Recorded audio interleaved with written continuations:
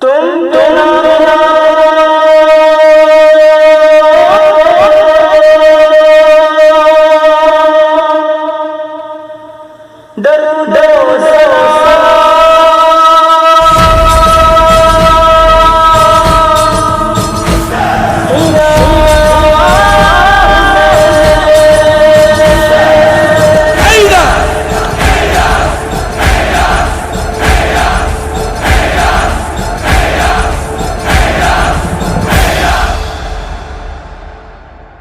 تم ہو سمتوں کے اسیر، جہتوں کے اسیر، میں ہوں جہتوں کا قیدی۔ اب یہ جہت کے معنی کیا ہے؟ دیکھو، مشرق مغرب شمال جنوب یہ جہتیں ہیں نا، تو ہم ہیں قیدی ان جہتوں کے۔ میں اگر بات کروں گا تو اپنا منہ تمہاری طرف کروں گا، تم اگر مجھے سننا چاہو گے تو اپنے چہرے میری طرف رکھو گے۔ میں تمہاری طرف پیٹ نہیں کروں گا، تم میری طرف پیٹ نہیں کرو گے۔ کیوں؟ اس لیے کہ ہم لوگ جہت کے قیدی ہیں، جہاد کے قید خانے میں گرفتار ہیں، لیکن وہ جس نے جہتیں بنائی ہیں، وہ جس نے جہتیں بنائی ہیں، وہ جہتوں کا قیدی نہیں ہو سکتا۔ اسی لیے قرآن نے آواز دی، اینما تکونوا فثم وجہ اللہ، جدھر بھی رخ کرو گے اللہ کی توجہ ادھر ہی ملے گی۔ تو اللہ ہر طرف ہے، اللہ ہر طرف ہے، لیکن ہم طرف کے محتاج ہیں۔ اس لیے اللہ نے سوچا، بھائی توجہ رہے، فکر خدا کو تمہارے سامنے پیش کر رہا ہوں آیتوں کی روشنی میں۔ اللہ نے طے کیا کہ میں بندوں کے لیے ایک گھر بناؤں گا، میں بندوں کے لیے اپنا ایک گھر بناؤں گا، تاکہ ان کے سجدے انتشار اور پراگندگی کا شکار نہ ہو جائے۔ یہ بات پوری طرح محسوس کرو تو میں اس مقام سے آگے بڑھ جاؤں۔ بہت طویل گفتگو نہیں ہے، لیکن جہاں لے آیا ہوں وہاں مجبوری ہے کہ اس فکر کو میں واضح کروں۔ تو انسان جہاد کا محتاج ہے، خدا جب ہر طرف ہے تو ہم اپنے سجدوں میں پراگندگی کا شکار ہو جاتے، انتشار کا شکار ہو جاتے۔ اس لیے پروردگار نے یہ طے کیا کہ میں ایک گھر بناؤں گا اور تمہارے سارے سجدے اس گھر کی طرف ہوں گے۔ طے ہو گئی نا بات، گھر بن گیا۔ اب جو گھر سے قریب ہو جائے اللہ سے قریب ہو جائے۔ نہیں بھائی سنو، میں کہنا کیا چاہ رہا ہوں، پورا دین ہے قربتاً الی اللہ، ٹھیک ہے نا، اس سے تو انکار نہیں ہے۔ پورا دین ہے قربتاً الی اللہ، اللہ کا قرب چاہنا، اللہ کے قربت چاہنا، یہ ہے پورا دین۔ توجہ رہے۔ اچھا، تو پرابلم یہ ہے کہ ہم اللہ سے قریب کیسے ہوں؟ اللہ نے 3 چیزیں دی کہ ان سے قریب ہو جاؤ، مجھ سے قریب ہو جاؤ گے۔ محمد رسول اللہ، اس سے قریب ہو جاؤ، مجھ سے قریب ہو جاؤ گے۔ میرا قرآن، اس سے قریب ہو جاؤ، قریب ہو جاؤ گے۔ میرا گھر، اس سے قریب ہو جاؤ، قریب ہو جاؤ گے۔ توجہات مت بھول رہے۔ تو اسلام میں قربت کے 3 ہی طریقے، رسول سے قریب ہو جاؤ، اللہ سے قریب ہو جاؤ گے۔ قرآن سے قریب ہو جاؤ، اللہ سے قریب ہو جاؤ گے۔ خانہ کعبہ کا حج کرنے کے لیے چلے جاؤ، قریب ہو جاؤ، اللہ سے قریب ہو جاؤ گے۔ اب تمہیں بتلاؤں، یہ 3 قربتیں ہیں نا، پورا دین ان 3 قربتوں پہ ہے۔ رکے رہنا، اپنے آخری سننے والے سے بھی اپیل کر رہا ہوں کہ ذرا سی توجہ دینا۔ اگر قرآن سے قریب ہو گئے اللہ سے قریب ہو گئے، اگر محمد رسول اللہ سے قریب ہو گئے اللہ سے قریب ہو گئے، اگر کعبے سے قریب ہو گئے اللہ سے قریب ہو گئے۔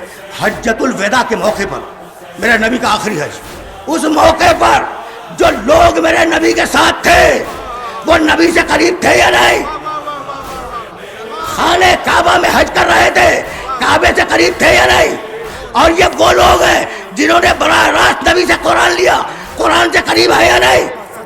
بھائی توجہ رہے، نبی کے ساتھ جو لوگ آخری حج میں تھے وہ محمد سے قریب، کعبے سے قریب، قرآن سے قریب۔ اب قیامت تک اتنے قریب لوگ دنیا میں کہیں نہیں ملیں گے۔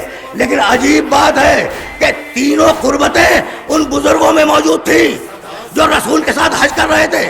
اب رسول نے آواز دی، یہ قربتیں بیکار ہیں جب تک اس کو مولا نہ مانو۔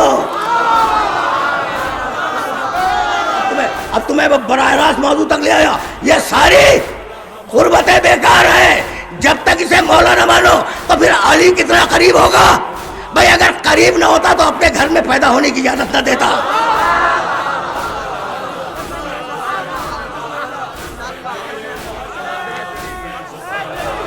بھائی اب بات آ گئی تو 2 جملے سنتے جاؤ.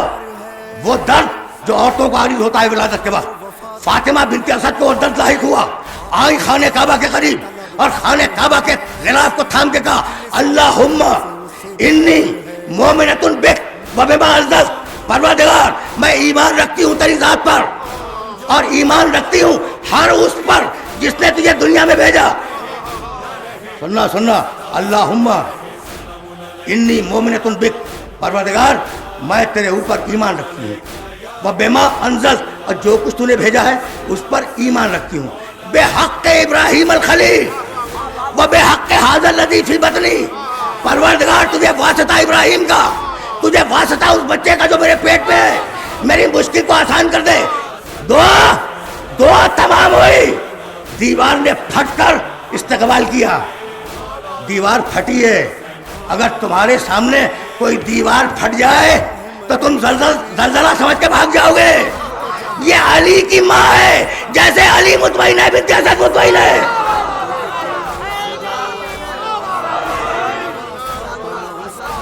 جاؤ. یہ کسی آدمی نے شک کی تھی، دیوار کا آدمی نے پھاڑی تھی کہ ابو طالب نے دیوار توڑ دی تھی؟ دیوار توڑی ہے اللہ نے. اور یہ وہ اللہ ہے جس نے ابراہیم و اسماعیل سے کہا، جب خانہ کعبہ بنا چکے ہیں نا ابراہیم و اسماعیل، کہنے لگا انطہر بیتی للطائفین والعاکفین والرکع السجود. دیکھو ابراہیم و اسماعیل، میرے گھر کو پاک رکھنا. یہاں طواف کرنے والے آئیں گے، یہاں اعتکاف کرنے والے آئیں گے، یا سجدے کرنے والے آئیں گے، یا رکوع کرنے والے آئیں گے. تو حکم یہ ہے کہ گھر کو پاک رکھنا. اللہ کہہ رہا ہے گھر کو پاک رکھنا، اور وہی اللہ دیوار توڑ رہا ہے کہ فاطمہ بنت اسد آ جائے.